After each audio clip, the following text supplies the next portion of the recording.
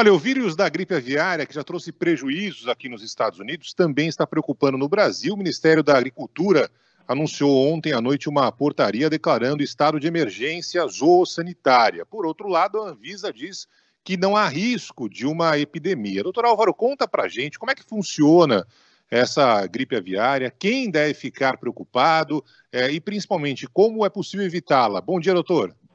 Bom dia, Barão. Bom dia para a Roberta, para os dia. ouvintes.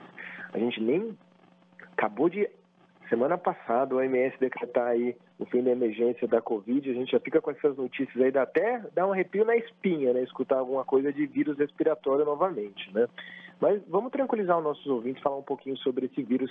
Ele é um primo lá do vírus da gripe, né, da família influenza, e esse nome H5N1 é das proteínas de superfície do vírus. Lá não tem lá o H1N1 que pode causar um quadro de influenza. Esse é primo, né?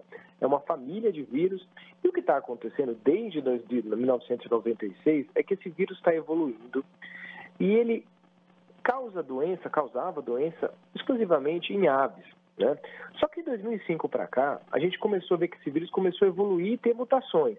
E essas mutações, essas variantes aí de H5N1, começaram a aumentar a transmissibilidade entre as aves.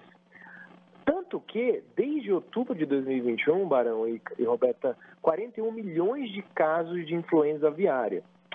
É o pior surto nos últimos 30 anos aí da história desse H5N1. Mais do que isso, temos aves migratórias que atravessam aí distâncias continentais e conseguem disseminar esse vírus para fora da Ásia. Temos casos no Peru, nas Américas, dos Estados Unidos. Mais preocupante ainda, além de aves, a gente está começando a ver transmissão dessas aves para mamíferos também.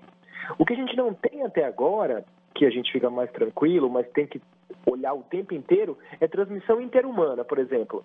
Se esse vírus pula das aves, e tem caso realmente já de transmissão de aves para humanos, com uma letalidade de 50%, mas não há transmissão homem a homem desse vírus respiratório. Então, enquanto não tiver isso, a gente fica tranquilo.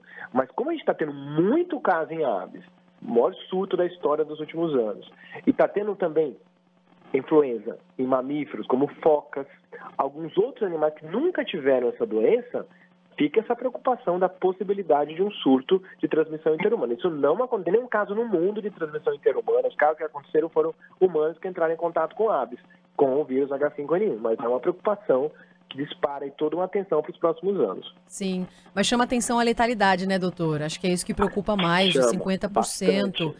As autoridades vêm explicando que essa gripe aviária, ela não é transmitida pelo consumo de aves ou até de ovos, como algumas pessoas estavam falando. Eu recebi uma mensagem no meu Instagram agora de manhã dizendo: eu não vou mais comer ovo, eu não vou mais comer galinha. Não é assim, gente. A transmissão da ave infectada para o homem é você entrar em contato com essa ave morta já, doente, contato ali de... Tanto que se você encontrar alguma ave morta, não é para manusear, não é para encostar.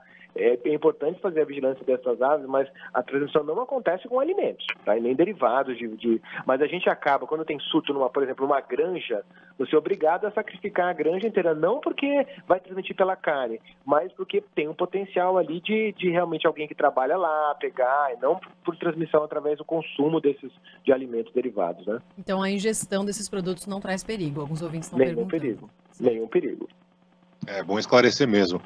Doutor, e tem alguma perspectiva de remédio, vacina, enfim, algo que possa combater essa doença? Sim, Barão, essa é uma boa pergunta. Na Covid, a gente foi pego totalmente de surpresa, né?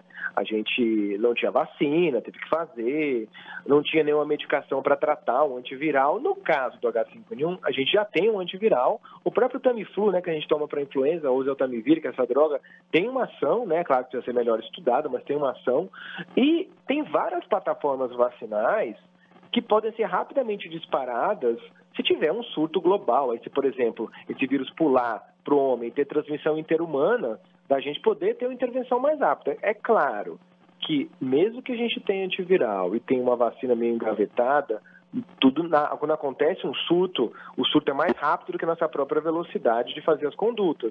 Então é importante fazer a vigilância desses vírus respiratórios, já ter um planejamento de contingência, se tiver alguma possibilidade de caso de transmissão interhumana, para que a gente não perca muito tempo. Mas é um cenário totalmente diferente, por exemplo, que foi da Covid, não tinha nada. E para H5N1 a gente tem algumas coisas já meio que prontas aí se tiver algum surto global, né?